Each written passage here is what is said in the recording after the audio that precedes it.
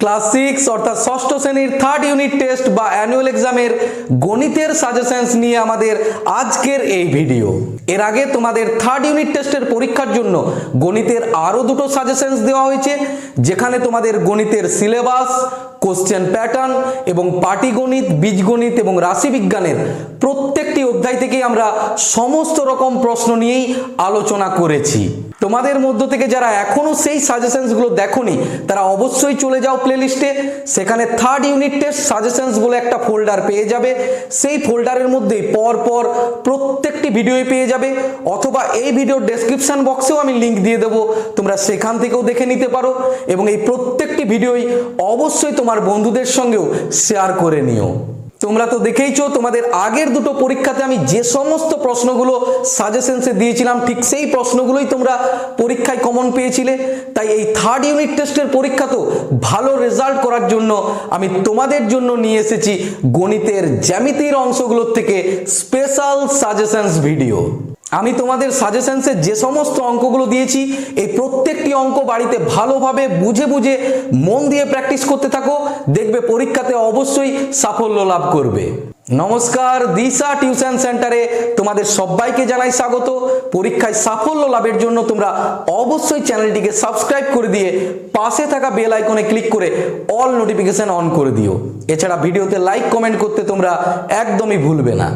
আগের সাজেশনস ভিডিওতে আলোচনা করেছি তোমাদের এই পরীক্ষাটি আগের দুটো ইউনিট টেস্টের পরীক্ষার থেকে সম্পূর্ণ আলাদা, কারণ এই পরীক্ষাতে ফুল মার্কস অনেকটাই বেশি থাকে। তাছাড়া এই পরীক্ষাতে তোমাকে আলাদা অ্যান্সার শিট দেওয়া থাকে, সেই অ্যান্সার শিটের উপরেই কিন্তু অ্যান্সারগুলো লিখতে হয়।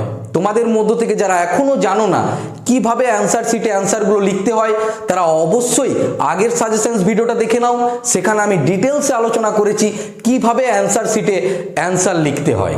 অ্যান্সার শিটে অ্যান্সার লেখার নিয়মগুলো যদি তুমি না জানো তাহলে পরীক্ষার সময় প্রশ্নগুলোর অ্যান্সার জানা সত্ত্বেও তুমি কিন্তু অ্যান্সারগুলো ঠিক করে গুছিয়ে লিখতে পারবে না, তার ফলে পরীক্ষায় কম নাম্বার পাওয়ার একটা সম্ভাবনা থাকবে। তাহলে এখন দেখে নেওয়া যাক তোমাদের থার্ড ইউনিট টেস্টের গণিতের বাকি অংশগুলোর থেকে গুরুত্বপূর্ণ প্রশ্নগুলো। আজকের ভিডিওতে ক্লাস 6 এর থার্ড ইউনিট টেস্ট অর্থাৎ অ্যানুয়াল এক্সামের গণিতের জ্যামিতির অংশগুলোর থেকে গুরুত্বপূর্ণ প্রশ্নগুলো নিয়ে আলোচনা করব।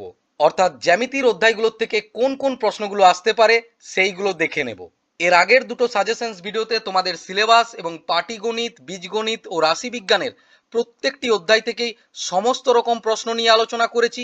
এছাড়া নম্বর বিভাজন নিয়েও আলোচনা করেছি, অর্থাৎ কোন অধ্যায় থেকে থার্ড ইউনিট টেস্টের পরীক্ষায় কত করে নম্বর থাকবে, কি রকমের কোশ্চেন থাকবে। তাই যারা এখনো সেই ভিডিও দুটি দেখোনি তারা অবশ্যই প্লেলিস্টে গিয়ে বা এই ভিডিওর ডেসক্রিপশন বক্সে লিংক থাকবে, সেখান থেকে দেখে নিও। জ্যামিতির অংশগুলোর থেকে দেখো একটা অতি সংক্ষিপ্ত প্রশ্ন অর্থাৎ 1 মার্কসের প্রশ্ন থাকবে, দুটো 2 মার্কসের প্রশ্ন থাকবে অর্থাৎ 2 2 4 মার্কস, তারপর 3টি 3 মার্কসের প্রশ্ন দেওয়া থাকবে, সেখান থেকে 2টি প্রশ্ন করতে হবে অর্থাৎ এখান থেকে পেয়ে যাচ্ছ 6 মার্কস। এই রকমের যেখানে প্রশ্নগুলো থাকবে সেখানে অবশ্যই কোশ্চেন পড়ার সময় সিলেক্ট করে নেবে যে এই 3টি প্রশ্নের মধ্যে কোন দুটো প্রশ্নের অ্যান্সার তুমি আগে করবে বা কোন কোন প্রশ্নের অ্যান্সারগুলো তোমার জানা আছে। এবং জ্যামিতির থেকে থাকে সম্পাদ্য অর্থাৎ বিভিন্ন জ্যামিতিক চিত্র অঙ্কন। এই সম্পাদ্যগুলো হয় 4 মার্কসের, 3টি সম্পাদ্য দেওয়া থাকে, যে কোনো 2টি সম্পাদ্য করতে হবে। এই পরীক্ষায় তোমাদের জ্যামিতির থেকে থাকছে মোট 19 নম্বর, অনেকটাই নম্বর আছে এবং জ্যামিতির থেকে মাত্র কিছুগুলো চ্যাপ্টার্স আছে, তাই সেই চ্যাপ্টার্সগুলো ভালো করে পড়লেই জ্যামিতির থেকে পুরো নম্বরটাই পেয়ে যাবে। জ্যামিতির অধ্যায়গুলো হচ্ছে অধ্যায় 11 সুষম ঘনবস্তু, তারপর অধ্যায় 14 রেখা রেখাংশ রশ্মি, অধ্যায় 17 জ্যামিতি বক্সের নানা উপকরণ সহযোগে বিভিন্ন জ্যামিতিক ধারণা, অধ্যায় 20 বৃত্ত বিষয়ক জ্যামিতিক ধারণা, অধ্যায় 22 বিভিন্ন জ্যামিতিক চিত্র অঙ্কন এবং অধ্যায় 23 প্রতিসাম্য। এই 6টি অধ্যায় হচ্ছে তোমাদের ক্লাস 6 এর জ্যামিতির অধ্যায়।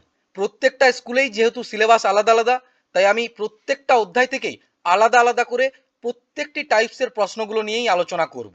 এর ফলে তোমাদেরই সুবিধে হবে। আমি যদি এই 11 নম্বর অধ্যায়টা আলোচনা করি এবং কোনো কোনো স্কুলে যদি এই 11 নম্বর অধ্যায়টা না থাকে, তখন তোমরা কি করবে, ভিডিওটা কিছুটা এগিয়ে নিয়ে যাবে, তারপর এই 14 নম্বর অধ্যায়টা আলোচনা করব। যদি তোমাদের এই 14 নম্বর অধ্যায়টা সিলেবাসে থাকে তাহলে তোমরা সেইখান থেকে ভিডিওটা দেখবে। বোঝা গিয়েছে যাদের যে অধ্যায়টা আছে তারা সেই জায়গার ভিডিওটা দেখবে এবং যাদের পুরো সিলেবাসটা আছে তারা অবশ্যই প্রথম থেকে শেষ পর্যন্ত মন দিয়ে দেখতে থাকো। এখন তাহলে তোমরা খাতা পেন নিয়ে বসে পড়ো, জ্যামিতির প্রত্যেকটা অধ্যায় থেকেই আমি যে সমস্ত প্রশ্নগুলো বলছি সেই প্রত্যেকটা প্রশ্ন তোমরা লিখে নেবে এবং তার পাশে পাশে আমি উত্তরগুলোও বলে দেবো, সেইগুলোও তোমরা লিখে নেবে। প্রথমেই আলোচনা করব 122 পাতায় তোমাদের অধ্যায় 11 সুষম ঘনবস্তু গঠন বিষয়ক জ্যামিতিক ধারণা। তোমাদের গণিতের এই 11 নম্বর অধ্যায় অর্থাৎ সুষম ঘনবস্তু নিয়ে আমি বিভিন্ন বাস্তব উদাহরণের সাহায্যে ডিটেলসে এই চ্যাপ্টারটা নিয়ে আলোচনা করেছি। তাই যাদের এই অধ্যায়টি বুঝতে অসুবিধে হচ্ছে তারা অবশ্যই প্লেলিস্টে গিয়ে বা এই ভিডিওর ডেসক্রিপশন বক্সে লিঙ্ক থাকবে, সেখান থেকে ভিডিও দুটো দেখে নিও। দেখবে পুরো অধ্যায়টা তোমার কাছে জলের মতো পরিষ্কার হয়ে যাবে এবং অবশ্যই ভিডিওগুলি বন্ধুদের সঙ্গেও শেয়ার করে দিও। এই অধ্যায়টির থেকে 2 মার্কস বা 3 মার্কসের একটা প্রশ্ন যদি দেখে রাখো তার মধ্য থেকেই কমন পেয়ে যাবে ঘনক এবং আয়ত ঘনের মধ্যে পার্থক্য। এছাড়া তোমাদের স্কুলে বা টিউশনিতে যদি কোনো প্রশ্ন দেওয়া থাকে তাহলে অবশ্যই সেই প্রশ্নগুলোও দেখে নেবে। এরপর আমরা দেখে নেব এই অধ্যায়টির থেকে গুরুত্বপূর্ণ 1 মার্কসের প্রশ্নগুলো। প্রথম প্রশ্নটা হচ্ছে কোন ঘনবস্তুর একটি মাত্র তল আছে? এর উত্তর হচ্ছে ফুটবল। অর্থাৎ যে সমস্ত গোলক হয় তাদের মনে রাখবে একটাই তল এবং সেই তলটা হচ্ছে বক্রতল। পরের কোশ্চেনটা দেখো, কোন ঘনবস্তুর একটি সমতল ও একটি বক্রতল? দুই রকম ঘনবস্তুর একটা করে সমতল এবং একটা করে বক্রতল থাকে, অর্ধগোলক এবং শঙ্কুর। পরের কোশ্চেনটা দেখো, ঘনকের শীর্ষবিন্দু কটি? ঘনকের মোট 8টি শীর্ষবিন্দু আছে। তারপর চোঙের বক্রতল কটি? চোঙের বক্রতল হচ্ছে একটা। প্রশ্নটা এইভাবেও থাকতে পারে যে চোঙের সমতল কটি? চোঙের সমতল হবে 2টি। পরের প্রশ্নটা দেখো, অর্ধগোলকের তল সংখ্যা কত? যদি নিরেট অর্ধগোলক হয় তবে 2টি তল হবে, আর যদি ফাঁপা অর্ধগোলক হয় তখন 1টি তল হবে। এই অধ্যায়টির থেকে প্রচুর অতি সংক্ষিপ্ত প্রশ্ন থাকে, তাই এই 5টি প্রশ্নের বাইরেও আরো অন্য প্রশ্নও থাকতে পারে। তাই সেই প্রশ্নগুলো করার জন্য আমি তোমাদের একটা ছক দিয়ে দিচ্ছি। এই ছকটা তোমরা স্ক্রিনশট নিয়ে নাও বা খাতার মধ্যে লিখে নাও। এই ছকটা যদি তোমার মনে থাকে তাহলে এখান থেকে যেরকমই অতি সংক্ষিপ্ত প্রশ্ন থাক না কেন তুমি সেগুলো অবশ্যই করে নিতে পারবে। এই ছকটা এইটুকু নয়, আরো নিচের দিকে এতটা আছে, পুরোটা স্ক্রিনশট করে খাতার মধ্যে লিখে নাও। কি রকমের কোশ্চেন থাকবে এখান থেকে? মনে করো বলা থাকলো যে চোঙের কতগুলো তল থাকে, বা চোঙের সমতল কতগুলো থাকে, অথবা ত্রিভুজাকার পিরামিডের ধার সংখ্যা কত বা শীর্ষবিন্দুর সংখ্যা কত। যেহেতু এগুলো অতি সংক্ষিপ্ত প্রশ্ন তাই বলা খুবই মুশকিল যে কোন কোন কোশ্চেনগুলো থাকতে পারে। তার মধ্য থেকেও যেগুলো খুব গুরুত্বপূর্ণ, যেগুলোর থেকে বেশিরভাগ সময়ই প্রশ্ন থাকে, সেইগুলো তোমরা মার্ক করে নাও। আয়ত ঘন, শঙ্কু, চোঙ, চতুর্ভুজাকার পিরামিড এবং ত্রিভুজাকার প্রিজম, এইগুলোর থেকে প্রশ্ন বেশি থাকে, কিন্তু এর মানে এই নয় যে এইগুলোই করবে। আবারও বলছি, পুরো ছকটাই করে নেবে। এই ছকটা মনে রাখার নিয়ম নিয়েও আমি সেই ভিডিওতে আলোচনা করেছি। তাই অবশ্যই তোমরা ঘনবস্তুর গঠন সংক্রান্ত ভিডিও দুটো দেখে নাও। দেখবে পুরো অধ্যায়টার পড়ারই প্রয়োজন হবে না, প্রত্যেকটা জিনিস তোমার মাথার মধ্যে থেকে যাবে। এখান থেকে সমস্ত প্রশ্নগুলো লিখে নিয়েছো তো? এরপর চলে এসো জ্যামিতির পরবর্তী অধ্যায় অর্থাৎ অধ্যায় 14 রেখা, রেখাংশ, রশ্মি ও বিন্দু বিষয়ক ধারণা। এই অধ্যায়টির থেকে সাজেশনস দেওয়ার আগে তোমাদের একটা গুরুত্বপূর্ণ কথা বলে নি। জ্যামিতির তোমাদের সিলেবাসে যতগুলো অধ্যায় আছে এই প্রত্যেকটি অধ্যায় ভালো করে পড়বে, প্রত্যেকটা টপিককে ভালো করে বুঝবে। কারণ এমন নয় যে ক্লাস 6 এর পরীক্ষাতেই শুধু এই অধ্যায়গুলোর থেকে প্রশ্ন থাকবে। এর পরবর্তী ক্লাসগুলোতেও অর্থাৎ ক্লাস 7 থেকে ক্লাস 10 পর্যন্ত বিভিন্ন জ্যামিতির প্রশ্নেই এই টপিকগুলোও থাকে। তাই পরবর্তী ক্লাসে জ্যামিতি ভালোভাবে বোঝার জন্য এখানে যতগুলো টপিক আছে এই প্রত্যেকটা টপিককে তোমায় জানতেই হবে। যদি অসুবিধে থাকে অবশ্যই কমেন্টের মাধ্যমে জানাবে, এই অধ্যায়গুলো নিয়েও আমি ভিডিও নিয়ে আসব। এখন এই অধ্যায়টির থেকে দেখে নাও গুরুত্বপূর্ণ 2 মার্কস এবং 3 মার্কসের প্রশ্নগুলো। এই অধ্যায়টির থেকে চিত্রসহ সংজ্ঞা এগুলো থাকেই। চিত্রসহ সংজ্ঞা এর মানে কি, কাকে বলে এবং তার সঙ্গে সেটার জ্যামিতিক চিত্র অঙ্কন করতে হবে। জ্যামিতির চিত্রগুলো আঁকার জন্য অবশ্যই একটা বিষয় মাথার মধ্যে রাখবে, এই চিত্র আঁকার সময় পেন্সিলের সাহায্য নেবে এবং প্রয়োজন হলে স্কেলের সাহায্যও নেবে। প্রথম সংজ্ঞাটা দেখো, সমান্তরাল সরল রেখা। এর উত্তরটা এখানে লেখা আছে, তোমরা এখান থেকে লিখে নাও। একই সমতলে অবস্থিত যদি 2 বা তার বেশি সরল রেখাকে আমরা উভয় দিকে অর্থাৎ এই দুই দিকেই বর্ধিত করি এবং তা সত্ত্বেও যদি রেখাগুলো স্পর্শ না করে তখন আমরা এই রেখাগুলোকেই বলি সমান্তরাল সরল রেখা। তারপরের প্রশ্নে চলে এসো, সমরেখ বিন্দু। এর উত্তরটাও তোমরা এখান থেকে লিখে নাও। যখন কোনো সরল রেখার উপর 3 বা 3-এর বেশি বিন্দু থাকে তখন এই বিন্দুগুলোকেই বলা হয় সমরেখ বিন্দু। এরপর আরেকটা সংজ্ঞা দেখে রাখবে, সেটা হচ্ছে সমবিন্দু। যখন একটা নির্দিষ্ট বিন্দুর ওপরে অনেকগুলি সরলরেখা মিলিত হবে তখন এই বিন্দুটাকে বলা হয় সমবিন্দু। এখান থেকে 2 মার্কস এবং 3 মার্কসের জন্য এই তিনটি সংজ্ঞাই দেখে নিও। আরেকটা কথা মনে রাখবে, যদি সংজ্ঞাগুলো 3 মার্কসে থাকে এবং চিত্র অঙ্কন করার কথা নাও বলা থাকে, তা সত্ত্বেও কিন্তু চিত্র অঙ্কন করবেই। তারপর দেখে নেব এই অধ্যায় থেকে 1 মার্কসের প্রশ্নগুলো। প্রথম প্রশ্নটা হচ্ছে রশ্মির কটি প্রান্ত বিন্দু। মনে রাখবে রশ্মিকে শুধুমাত্র একটা দিকেই বাড়ানো যায়, তাই রশ্মির একটাই প্রান্ত বিন্দু আছে। এখন একটু গণিত বইটা বের করে নাও তো। 154 পাতায় কোষে দেখি 14 বের করো। কোষে দেখি 14 থেকে তোমরা দেখে রাখবে 7-এর 1, 2 এবং 3 একটি নির্দিষ্ট বিন্দু দিয়ে অসংখ্য সরলরেখা আঁকা যায়, দুটি বিন্দু দিয়ে একটি আঁকা যায় এবং তিনটি নির্দিষ্ট অসমরেখ বিন্দু দিয়ে তিনটি সরলরেখা আঁকা যায়। তারপর তোমরা দেখে রাখবে এই 7-এর দাগেরটা, এবি ও বি এর রশ্মি একই কিনা লেখি। এই দুটো কখনোই একই নয়, কারণ এবি রশ্মি মানে এইরকম হবে আর বি এর রশ্মি মানে এইরকম হবে। এখান থেকে এই অতি সংক্ষিপ্ত প্রশ্নগুলো অবশ্যই ভালোভাবে করবে। এছাড়া যদি তোমাদের স্কুলে বা টিউশনিতে অন্য কোনো প্রশ্ন দেওয়া থাকে অবশ্যই সেই প্রশ্নগুলোও করে নেবে। এরপর চলে এসো জ্যামিতির খুবই গুরুত্বপূর্ণ একটা অধ্যায়, অধ্যায় 17, জ্যামিতি বাক্সের নানা উপকরণ সহযোগে বিভিন্ন জ্যামিতিক ধারণা। এই অধ্যায়টি হচ্ছে অনেকটাই বড় অধ্যায়। এই অধ্যায়ের মধ্যে 3টি টপিক আছে। প্রথমে কোণ সম্পর্কে ধারণা, তারপর ত্রিভুজ সম্পর্কে ধারণা এবং চতুর্ভুজ সম্পর্কে ধারণা।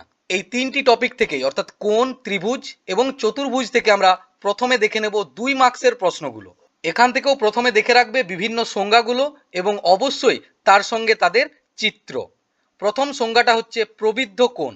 এর উত্তরটা আমি লিখে দিয়েছি, তোমরা লিখে নাও। যে সমস্ত কোণের মান 180 ডিগ্রির থেকে বড় কিন্তু 360 ডিগ্রির থেকে ছোট তাদের প্রবৃদ্ধ কোণ বলে। যেমন 200 ডিগ্রি, 300 ডিগ্রি, 350 ডিগ্রি। পরের কোশ্চেনটা হচ্ছে সমকোণী সমদ্বিবাহু ত্রিভুজ কাকে বলে। এর উত্তরটাও তোমরা লিখে নাও। যে ত্রিভুজের সমকোণ সংলগ্ন বাহু দুটি সমান তাকে সমকোণী সমদ্বিবাহু ত্রিভুজ বলে। সমকোণ মানে কত ডিগ্রি? 90 ডিগ্রি, অর্থাৎ এখানে 90 ডিগ্রি হবে এবং 90 ডিগ্রির সঙ্গে যে দুটো বাহু থাকবে সেই দুটো বাহু হবে সমান, অর্থাৎ এই রকমের হবে চিত্রটা। তারপরের প্রশ্নে চলে এসো, বিষমবাহু ত্রিভুজ।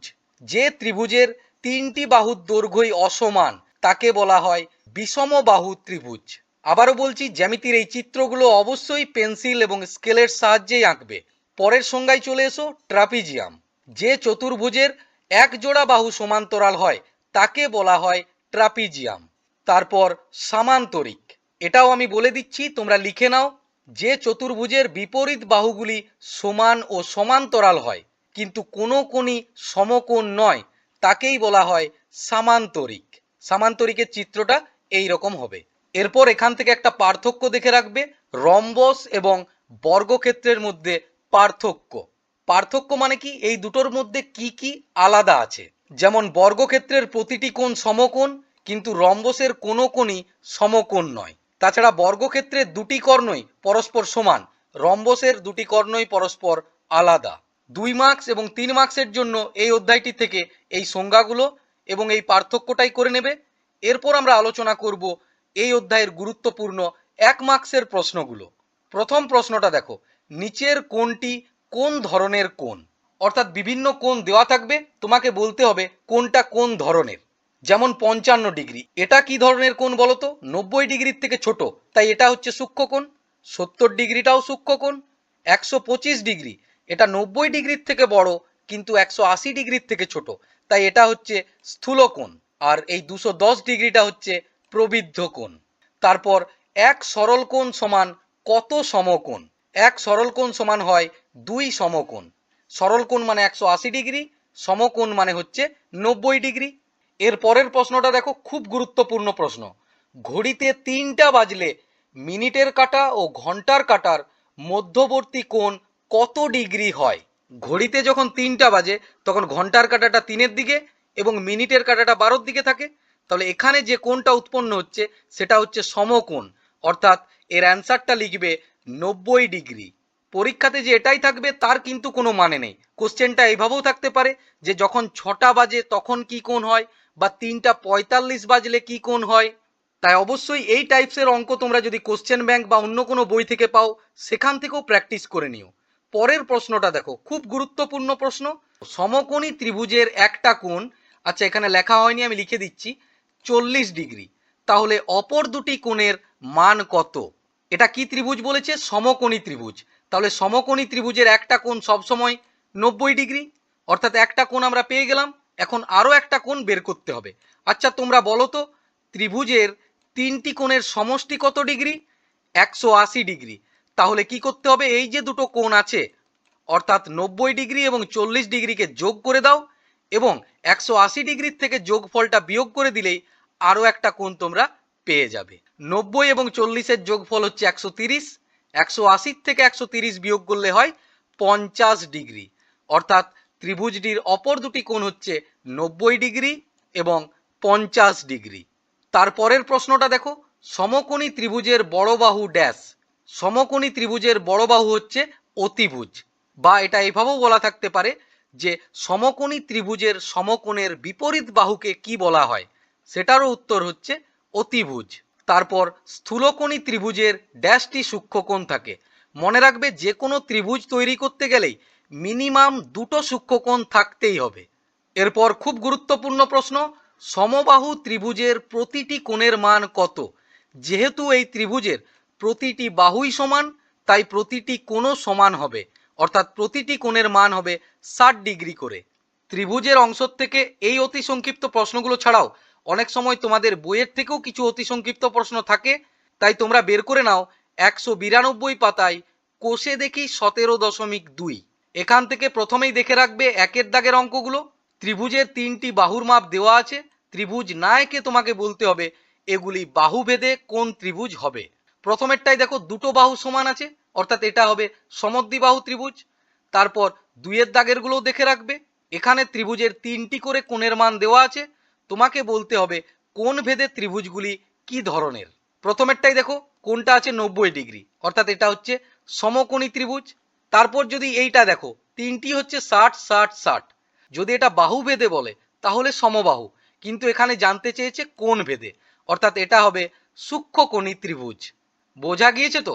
তারপর নিচের দিকে চলে এসো, এই চারের গুলো, নিচের বাক্যগুলি ঠিক না ভুল লিখি। চারের প্রত্যেকটাই দেখে রাখবে, তার মধ্য থেকে গুরুত্বপূর্ণ হচ্ছে এ, বি এবং সি। সমকোণী ত্রিভুজের সবচেয়ে ছোট বাহু অতিভুজ, নিশ্চয়ই এটা মিথ্যে। সমকোণী ত্রিভুজের একটি কোণ 90 ডিগ্রি, ঠিক। যে কোনো ত্রিভুজের কমপক্ষে দুটো সূক্ষ্মকোণ থাকে, এটাও ঠিক। এক্ষুনি তো বললাম যে কোনো ত্রিভুজ আঁকতে গেলেই কমপক্ষে দুটো সূক্ষ্মকোণ থাকতেই হবে। ত্রিভুজ এবং কোণের থেকে অতি সংক্ষিপ্ত প্রশ্নগুলো দেখা হয়ে গেল। এরপর আমরা দেখে নেব চতুর্ভুজের অংশ থেকে গুরুত্বপূর্ণ অতি সংক্ষিপ্ত প্রশ্নগুলো। প্রথম প্রশ্নটা হচ্ছে, যে চতুর্ভুজের এক জোড়া বাহু সমান্তরাল তাকে ড্যাশ বলে? এর উত্তর হবে ট্রাপিজিয়াম। পরের প্রশ্ন, যে চতুর্ভুজের বিপরীত বাহুগুলি সমান ও সমান্তরাল কিন্তু কোণগুলি সমকোণ নয় তাকে ড্যাশ বলে? এখানে কোণগুলি নয় লেখা হয়ে গিয়েছে, এটা সমকোণ হবে। তোমরা খাতায় লেখার সময় অবশ্যই এটা ঠিক করে লিখে নেবে। আমি আবারও প্রশ্নটা বলে দিচ্ছি, যে চতুর্ভুজের বিপরীত বাহুগুলি সমান ও সমান্তরাল কিন্তু কোণগুলি সমকোণ নয় তাকে ড্যাশ বলে? এর উত্তর হবে সামান্তরিক। পরের প্রশ্ন, আয়তক্ষেত্রের কোণের মান কত? আয়তক্ষেত্রের প্রতিটি কোণই 90 ডিগ্রি, এছাড়া বর্গক্ষেত্রেরও প্রতিটি কোণ 90 ডিগ্রি। চতুর্ভুজের চারটি কোণের সমষ্টি কত? এর উত্তর হচ্ছে 360 ডিগ্রি। চতুর্ভুজ থেকেও একই রকম এই প্রশ্নগুলো ছাড়াও তোমাদের বই থেকেও কিছু প্রশ্ন দেখে নিতে হবে। তোমরা বের করে নাও 200 পাতা। এই পাতায় দেখো একটা ছক দেওয়া আছে, এই ছকটা ভালোভাবে কিন্তু পড়ে রাখবে, এখান থেকে বিভিন্ন অতি সংক্ষিপ্ত প্রশ্ন থাকবেই। এই ছকে বিভিন্ন চতুর্ভুজের বৈশিষ্ট্যগুলো লেখা আছে, এই বৈশিষ্ট্যগুলোর থেকে প্রশ্ন থাকবে। তারপর চলে এসো নিজে করি 17.10, এখানেও দুইয়ের দাগের প্রশ্নগুলো দেখে রাখবে, কোনটি ঠিক কোনটি ভুল প্রত্যেকটা প্রশ্নই দেখে রাখবে। তার মধ্য থেকে গুরুত্বপূর্ণ হচ্ছে ডি এবং ই। ডি এর দাগে কি বলেছে? যে কোনো ট্রাপিজিয়ামের সব বাহুর দৈর্ঘ্য সমান, এটা ভুল। ই এর দাগে কি বলেছে? যে কোনো রম্বসেরই সব কোণ সমকোণ, এটাও ভুল। রম্বসের যদি সব কোণ সমকোণ হয়ে যায় তখন কিন্তু সেটা বর্গক্ষেত্র হয়ে যাবে। অধ্যায় 17 অনেক বড় অধ্যায়, তার মধ্য থেকেও আমি মাত্র কিছুগুলো প্রশ্নই দিয়েছি। এই প্রশ্নগুলো ভালোভাবে করো, দেখবে পরীক্ষাতে অবশ্যই প্রত্যেকটা প্রশ্ন এখান থেকে কমন পেয়ে যাবে। এরপর তোমরা চলে এসো জ্যামিতির পরবর্তী অধ্যায়ে, অধ্যায় 20, বৃত্ত বিষয়ক জ্যামিতিক ধারণা। এই অধ্যায়টির থেকে আমি 2 মার্কসের দুটো প্রশ্ন দিচ্ছি, তার মধ্য থেকেই দেখবে কমন পেয়েই যাবে। কিন্তু তোমরা তো জানোই বিভিন্ন স্কুলের কোশ্চেন আলাদা আলাদা হয়, তাই অবশ্যই এই অধ্যায়টির থেকে তোমাদের স্কুলে যে সমস্ত প্রশ্নগুলো করানো হবে সেইগুলো কিন্তু করে নেবে। প্রথম প্রশ্নটা দেখো, বৃত্তকলা কাকে বলে, চিত্র সহ দেখাও। বৃত্তকলা মানে হচ্ছে একটা বৃত্তের মধ্যে যখন দুটো ব্যাসার্ধ এবং বৃত্তচাপ দ্বারা যে ক্ষেত্রফলটা তৈরি হবে সেটাকেই বলা হবে বৃত্তকলা। তারপরের প্রশ্নটা দেখো, খুব গুরুত্বপূর্ণ। কোনো বৃত্তের বৃহত্তম জ্যায়ের দৈর্ঘ্য 10 সেমি, ব্যাসার্ধের দৈর্ঘ্য কত? এখানে কি বলেছে? বৃত্তের বৃহত্তম জ্যা। বৃত্তের বৃহত্তম জ্যা মানে হচ্ছে ব্যাস, আর ব্যাস যত হয় ব্যাসার্ধ তার অর্ধেক হয়। তাহলে এখানে ব্যাস 10 সেমি বলা আছে, ব্যাসার্ধ হবে 5 সেমি। প্রশ্নটা এইভাবেও থাকতে পারে, কোনো বৃত্তের ব্যাসার্ধের দৈর্ঘ্য 5 সেমি, তাহলে বৃত্তটির বৃহত্তম জ্যায়ের দৈর্ঘ্য কত? ব্যাসার্ধ যা হয় ব্যাস তার দ্বিগুণ হয়, অর্থাৎ ব্যাসার্ধ 5 সেমি হলে ব্যাস 10 সেমি হয়ে যাবে। এই অধ্যায়টির থেকে এই দুটো প্রশ্নই ভালোভাবে করে রাখবে। তারপর চলে এসো পরবর্তী অধ্যায়ে, প্রতিসাম্য। অধ্যায় 23 প্রত্যেকটা স্কুলের সিলেবাসেই আছে, তাই এই অধ্যায়টির থেকে প্রত্যেকটা স্কুলেই প্রশ্ন থাকবে এবং প্রচুর প্রশ্ন এখান থেকে থাকবে। প্রথম প্রশ্নটা দেখো, সমবাহু ত্রিভুজের কটি প্রতিসম রেখা আছে তা চিত্রের সাহায্যে দেখাও। এই প্রশ্নটা 3 মার্কসে থাকবে এবং এটার জন্য অবশ্যই চিত্র আঁকতে হবে। তাহলে এই হচ্ছে, মনে করো, সমবাহু ত্রিভুজ। একটা সমবাহু ত্রিভুজের মনে রাখবে 3টি প্রতিসম রেখা থাকে। তারপরের প্রশ্ন, একটা চতুর্ভুজ অঙ্কন করো যার 4টি প্রতিসম রেখা আছে। কোন চতুর্ভুজের 4টি প্রতিসম রেখা আছে বলো তো? বর্গক্ষেত্রের। তাহলে প্রথমে বর্গক্ষেত্র অঙ্কন করো, তারপর প্রতিসম রেখাগুলো এঁকে দাও। এগুলো স্কেলের সাহায্যে করলে ঠিকঠাক সোজা হবে এবং দেখতেও সুন্দর লাগবে। পরের প্রশ্নে চলে এসো, একটা চতুর্ভুজ অঙ্কন করো যার 2টি প্রতিসম রেখা আছে। কোন চতুর্ভুজের 2টি প্রতিসম রেখা থাকে? আয়তক্ষেত্রের। কোশ্চেনটা এভাবেও থাকতে পারে যে একটা আয়তক্ষেত্র অঙ্কন করে তার প্রতিসম রেখাগুলি দেখাও। তাহলে প্রথমে আয়তক্ষেত্র অঙ্কন করে নাও, তারপর প্রতিসম রেখাগুলো টেনে দাও। এখানে একটা হবে এবং এখানে একটা হবে। পরের প্রশ্নটা দেখো, এগুলির মধ্যে কোনটি প্রতিসম? প্রতিসম রেখা এঁকে দেখাও। এখানে 3টি দেওয়া আছে মানে এই নয় যে এই 3টি থাকবে, এই 3টি তো গুরুত্বপূর্ণই, এছাড়া যে কোনো অ্যালফাবেটই থাকতে পারে। 2 মার্কস এবং 3 মার্কসের জন্য এখান থেকে এই 4টি প্রশ্ন ভালোভাবে দেখে রাখবে। এছাড়া যেহেতু বিভিন্ন স্কুলের কোশ্চেন আলাদা আলাদা হয়, তাই এই প্রশ্নটা একটু দেখে রাখবে। একটা ত্রিভুজ অঙ্কন করো যার প্রতিসম রেখা নেই। বিষমবাহু ত্রিভুজের কোনো প্রতিসম রেখা নেই, তাহলে এখানে একটা বিষমবাহু ত্রিভুজ এঁকে দিতে হবে। এরপর দেখে নেব এই অধ্যায় থেকে গুরুত্বপূর্ণ অতি সংক্ষিপ্ত অর্থাৎ 1 মার্কসের প্রশ্নগুলো। প্রথম প্রশ্নটা দেখো, খুব গুরুত্বপূর্ণ। সমবাহু ও সমদ্বিবাহু ত্রিভুজের প্রতিসম রেখা কটি? সমবাহু ত্রিভুজের 3টি প্রতিসম রেখা আছে এবং সমদ্বিবাহু ত্রিভুজের 2টি প্রতিসম রেখা আছে। পরের প্রশ্ন হচ্ছে, বর্গক্ষেত্রের প্রতিসম রেখা কটি? বললামই 4টি। বৃত্তের প্রতিসম রেখা কটি? তাহলে এই হচ্ছে বৃত্ত। মনে রাখবে, বৃত্তের ব্যাস বরাবর অসংখ্য প্রতিসম রেখা আঁকা যায়, অর্থাৎ বৃত্তের প্রতিসম রেখা হচ্ছে অসংখ্য। জ্যামিতির থেকে যে সমস্ত 1 মার্কস, 2 মার্কস এবং 3 মার্কসের প্রশ্নগুলো থাকে তার জন্য এই প্রশ্নগুলো ভালোভাবে করে রাখবে এবং সাজেশনসের এই প্রশ্নগুলোর বাইরেও তোমাদের স্কুলে বা টিউশনিতে যে সমস্ত প্রশ্নগুলো দেবে সেইগুলো অবশ্যই করবে। এরপর আমরা জ্যামিতির থেকে আলোচনা করব জ্যামিতির সম্পাদ্যগুলো, অর্থাৎ বিভিন্ন জ্যামিতিক চিত্র অঙ্কন। আমি যে সমস্ত সম্পাদ্যগুলো দেব সেগুলো অবশ্যই বাড়িতে ভালোভাবে প্র্যাকটিস করবে, তাহলে দেখবে পরীক্ষার সময় অসুবিধে হবে না। তোমাদের 3টি অধ্যায় থেকে চিত্র অঙ্কন দেওয়া থাকে, সেটা হচ্ছে অধ্যায় 17, অধ্যায় 20 এবং অধ্যায় 22। প্রথমেই তোমরা বের করে নাও গণিত বইয়ের 176 পাতায় অধ্যায় 17। আমি যে সমস্ত জ্যামিতিক চিত্রগুলোর কথা বলবো সেইগুলো তোমরা বইয়ের মধ্যে মার্ক করে নিও। সবাই এই অধ্যায়টি বের করে নিয়েছো? সম্পাদ্যর যে প্রশ্ন থাকে সেগুলো 4 মার্কসের 3টি প্রশ্ন দেওয়া থাকবে, এদের মধ্য থেকে 2টি প্রশ্ন করতে হবে। এখানে যতগুলো সম্পাদ্য আছে প্রত্যেকটা সম্পাদ্য কিন্তু সাজেশনসের বাইরে বুঝে বুঝে প্র্যাকটিস করবে, কারণ এই সম্পাদ্যগুলোই ক্লাস 7 থেকে ক্লাস 10 পর্যন্ত যখন অন্য জ্যামিতিক চিত্রগুলো অঙ্কন করতে হয় সেখানে এইগুলো প্রয়োজন হয়। তাহলে দেখে নেওয়া যাক এই অধ্যায়টির থেকে গুরুত্বপূর্ণ জ্যামিতিক চিত্র অর্থাৎ সম্পাদ্যগুলো। তোমরা বের করে নাও এই অধ্যায়ের 188 পাতায় কোষে দেখি 17.1। এখান থেকে একের দাগের কোন অঙ্কনগুলো দেখে রাখবে। এইগুলোতে 3 মার্কস থাকবে না, 2 মার্কস করে থাকতে পারে বা দুটোতে মিলে 3 মার্কস থাকতে পারে। পরীক্ষার সময় কোশ্চেনটা ভালো করে পড়বে যে সেখানে কি বলা আছে, চাঁদার ভেতরের স্কেল নাকি বাইরের স্কেল ব্যবহার করে কোণগুলো আঁকতে বলেছে। কোণ অঙ্কনের জন্য কি করতে হবে, একটা সরল রেখা অঙ্কন করো, তারপর এখানে একটা বিন্দু নিয়ে নাও, সেই বিন্দুতে চাঁদাটাকে ঠিক করে বসাও। এরপর যদি ভেতরের স্কেল হয় তাহলে এই সাইডে তোমার 0 হবে, যদি বাইরের স্কেলটা হয় তখন এই সাইডে 0টা হবে। এরপর সেই অনুযায়ী কোণটা অঙ্কন করে নেবে 54 ডিগ্রি। যদি আমরা বাইরের স্কেলটাকে নিই তাহলে এই সাইডে 0 হবে, অর্থাৎ এই রকম জায়গাতে 54 ডিগ্রি হবে। এই দুটোকে তারপর যোগ করে দাও, এখানে লিখে দাও যে এটা হচ্ছে 54 ডিগ্রি, এবং অবশ্যই নামকরণ করতেই হবে। নামকরণ করে পর নিচে লিখে দাও যে কোণ, এইটা হচ্ছে কোণের চিহ্ন। কোণ এ সি বি সমান 54 ডিগ্রি। একের প্রত্যেকটাই দেখে রাখবে, তার মধ্য থেকে গুরুত্বপূর্ণ হচ্ছে ক এবং গ। এরপর এখান থেকে 2-এর দাগের অঙ্কগুলো দেখে রাখবে, প্রত্যেকটাই গুরুত্বপূর্ণ। 2-এর দাগের অঙ্কগুলো প্রবিদ্ধ কোণ আঁকতে হবে। চাঁদার সাহায্যে কিভাবে প্রবিদ্ধ কোণ আঁকবে, যে কোণটা দেওয়া থাকবে সেই কোণটার থেকে 360 ডিগ্রি প্রথমে বিয়োগ করে নেবে। আমি তোমাদের একটা উদাহরণ দিয়ে দেখিয়ে দিচ্ছি। মনে করো এই 310 ডিগ্রি আঁকতে বলেছে, প্রথমে 360 থেকে 310 বিয়োগ করো, তাহলে কত হচ্ছে 50 ডিগ্রি। এরপর তুমি এখানে দাগ টেনে এখানে 50 ডিগ্রি নিয়ে নাও। এরপর ভালো করে লক্ষ্য করো, দেখো এই দিকটা হচ্ছে 50 ডিগ্রি, প্রবিদ্ধ কোণ কোন দিকটা, এই দিকটা, এই কোণটা হচ্ছে 310 ডিগ্রি। এরপর নামকরণ করতে হবে এ বি সি, তারপর নিচে লিখে দেবে যে কোণটার মান কত। কিভাবে লিখবে বলো তো, কোণ এবিসি সমান 310 ডিগ্রি, সেটা কিন্তু লিখলে হবে না। কোন দিকের কোণটা, এই দিকেরটা না এই দিকেরটা, তাই এখানে লিখতে হবে প্রবিদ্ধ কোণ এবিসি সমান 310 ডিগ্রি। নিশ্চয়ই সবার বোঝা গিয়েছে। যদি অসুবিধে হয় বইয়ের মধ্যে দেখবে অনেকগুলো করে দেওয়া আছে, তাছাড়া আমায় কমেন্টের মাধ্যমেও জানাতে পারো। অধ্যায় 17 থেকে এই কোণ অঙ্কনগুলো দেখে নিলেই হবে। এরপর আলোচনা করব তোমাদের 20 নম্বর অধ্যায়, গণিত বইয়ের 230 পাতায় বৃত্ত বিষয়ক জ্যামিতিক ধারণা। অধ্যায় 20 থেকে একটা সম্পাদ্য দেখে নেবে, সেটাই দেখবে পরীক্ষায় আসবে। তোমরা বের করে নাও 233 পাতায় কোষে দেখি 20। এখান থেকে তোমরা দেখে রাখবে 3-এর দাগেরটা খুব গুরুত্বপূর্ণ। পরীক্ষাতে এই টাইপসের জ্যামিতিক চিত্র অবশ্যই পাবে।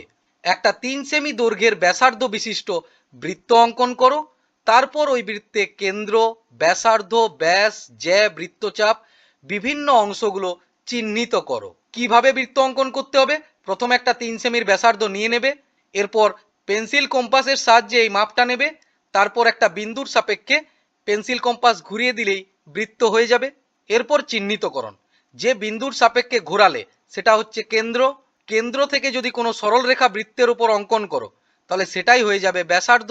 বৃত্তের যে কোনো দুটো বিন্দুর সংযোজক রেখা সেটা হবে জ্যা, এবং সেই জ্যাটা যদি কেন্দ্রের উপর দিয়ে যায় সেটাই হবে ব্যাস। এই চিত্রটা খুবই সহজ, পরীক্ষায় থাকলে অবশ্যই এখান থেকে 4 মার্কসই পেয়ে যাবে যদি ঠিক করে সমস্ত বিষয়গুলো করতে পারো। একটা বিষয় এখানে ধ্যান দেবে, বৃত্ত অঙ্কন করার জন্য আমাদের কি প্রয়োজন, ব্যাসার্ধ। কিন্তু অনেক সময় কোশ্চেনটা এইভাবেও থাকে যে একটা 10 সেমি ব্যাসের বৃত্ত অঙ্কন করো। যদি প্রশ্নে ব্যাস দেওয়া থাকে, প্রথম কাজ হবে ব্যাস থেকে ব্যাসার্ধ নির্ণয় করে নাও। প্রশ্নগুলো আলোচনা করার সময় বললাম ব্যাস যা হবে ব্যাসার্ধ তার অর্ধেক হয়ে যাবে, তারপর সেই মাপে বৃত্তটা অঙ্কন করে দাও।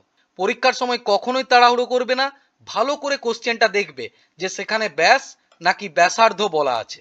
ব্যাসার্ধ বলা থাকলে সেই মাপে অঙ্কন করবে, এবং যদি ব্যাস বলা থাকে তাহলে অবশ্যই আগে ব্যাসার্ধ বের করে নেবে, তারপর বৃত্তটা অঙ্কন করবে। বোঝা গিয়েছে সবার? এই অধ্যায় থেকে শুধুমাত্র এই 3-এর দাগটা দেখে নিলেই চলবে।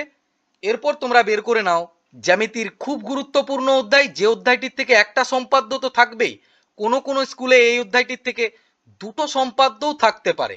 249 পাতায় 22 নম্বর অধ্যায়, বিভিন্ন জ্যামিতিক চিত্র অঙ্কন।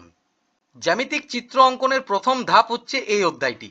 এই অধ্যায়ের চিত্রগুলো যদি ঠিক করে আঁকতে পারো তাহলেই তুমি জানবে যে জ্যামিতির যে কোনো চিত্রকে সহজেই করতে পারবে। তাই অবশ্যই এই অধ্যায়ের প্রত্যেকটা চিত্রকে কিভাবে আঁকতে হয় সেগুলো শিখবে। অসুবিধে হলে অবশ্যই আমায় কমেন্টের মাধ্যমে জানাবে। তোমরা এখন বের করে নাও 259 পাতায় কোষে দেখি 22.1। এখান থেকে প্রথমেই দেখে রাখবে এই 5-এর দাগের লম্ব অঙ্কনটা খুব গুরুত্বপূর্ণ।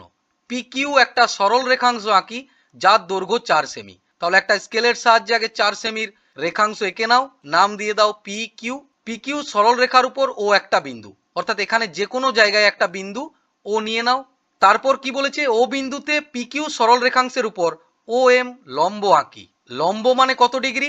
90 ডিগ্রি। তাহলে এখানে একটা 90 ডিগ্রি এঁকে দাও, তারপর এটা দাগটা টেনে এখানে নাম দিয়ে দাও এম। তাহলেই হয়ে গেল। দেখো ও এমটা পি কিউর উপর লম্ব, অর্থাৎ তারপর লিখে দেবে ও এম লম্ব পি কিউ। এই যে চিহ্নটা দিলাম, এই চিহ্নটা হচ্ছে লম্বর চিহ্ন। তারপর এখান থেকে 7-এর দাগেরটা দেখবে 5-এর দাগের অঙ্কটার মতোই, এবং এখান থেকে দেখে রাখবে এই 8-এর দাগের অঙ্কটা, এটাও খুব গুরুত্বপূর্ণ। 8-এর দাগের প্রশ্নেও লম্ব অঙ্কন করার কথাই বলা আছে, কিন্তু আগের যে দুটোতে লম্ব অঙ্কন করছিলাম সেখানে সরল রেখার ওপরের কোনো বিন্দু থেকে করছিলাম, এখানে সরল রেখার বাইরের একটা বিন্দু থেকে লম্ব অঙ্কন করতে হবে। এই চিত্রগুলো খুবই সহজ, তোমাদের বইয়ে দেখবে বিভিন্ন উদাহরণের সাহায্যে করে দেওয়া আছে। এইভাবে যদি স্টেপ বাই স্টেপ করতে থাকো দেখবে করতে পারবে। তা সত্ত্বেও যদি অসুবিধে হয় অবশ্যই আমায় কমেন্টের মাধ্যমে জানিও। এরপর তোমরা চলে এসো 263 পাতায় কোষে দেখি 22.2।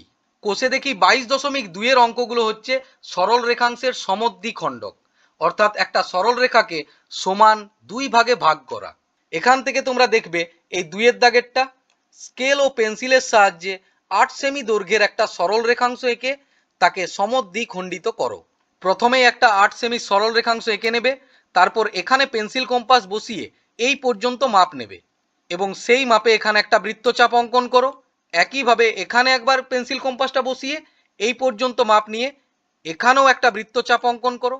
তাহলে দেখো দুটো বৃত্তচাপ পরস্পরকে দুটো বিন্দুতে ছেদ করছে, এই ছেদ বিন্দু দুটোকে যোগ করে দাও। এই রেখাটা অঙ্কন করলেই দেখবে সরল রেখাটা 2 ভাগে ভাগ হয়ে গিয়েছে, অর্থাৎ 8 সেমি হলে এই দিকেও 4 সেমি, এই দিকেও 4 সেমি। আমি যেভাবে বললাম সেইভাবেই তোমরা খাতায় পেন্সিল কম্পাসের সাহায্যে এগুলো প্র্যাকটিস করতে থাকো, দেখবে করতে পারবে। তারপর তোমরা এখান থেকে 3-এর দাগের অঙ্কটা দেখে রাখবে, এটাও খুব গুরুত্বপূর্ণ, এবং এই 4-এর দাগের অঙ্কটা খুবই গুরুত্বপূর্ণ। বিভিন্ন স্কুলের কোশ্চেনেই দেখবে এটা আছেই। এই প্রশ্নে তোমায় বলেছে একটা সরল রেখাংশকে সমান 4 ভাগে ভাগ করতে হবে। এটা কিভাবে করবে? আগে 2 ভাগে ভাগ করে নেবে, তারপর এই ভাগটার এবং এই ভাগটার সমদ্বিখণ্ডক করো, তাহলেই তুমি দেখবে 4 ভাগ হয়ে গিয়েছে। কোষে দেখি 22.2 থেকে 2, 3 এবং 4 এই তিনটি দেখে নিও। এরপর তোমরা চলে এসো 268 পাতায় কোষে দেখি 22.3। এর আগে পর্যন্ত তোমরা যে কোণগুলো অঙ্কন করেছো সেগুলো চাঁদার সাহায্যে অঙ্কন করেছো, কিন্তু এখানে কোষে দেখি 22.3 যে কোণ অঙ্কনগুলো দেওয়া আছে সেটা হচ্ছে পেন্সিল কম্পাসের সাহায্যে। তাই পরীক্ষার সময় প্রশ্নটা ভালো করে দেখবে সেখানে কিসের সাহায্যে কোণ অঙ্কন করতে বলেছে। যদি চাঁদার সাহায্যে বলে তাহলে চাঁদার সাহায্যেই করতে হবে, যদি বলা থাকে পেন্সিল কম্পাসের সাহায্যে করো তখন পেন্সিল কম্পাসের সাহায্যেই করতে হবে। বোঝা গিয়েছে? তাই অবশ্যই প্রশ্নগুলো ভালো করে পড়বে। এখান থেকে তোমরা প্রথমেই দেখে রাখবে এই 4-এর দাগেরটা চাঁদার সাহায্য ছাড়া শুধুমাত্র স্কেল ও পেন্সিল কম্পাসের সাহায্যে 45 ডিগ্রি কোণ আঁকি। 45 ডিগ্রি কোণটা খুবই গুরুত্বপূর্ণ, কিন্তু পেন্সিল কম্পাসের সাহায্যে আরো কিছুগুলো কোণ দেওয়া থাকতে পারে।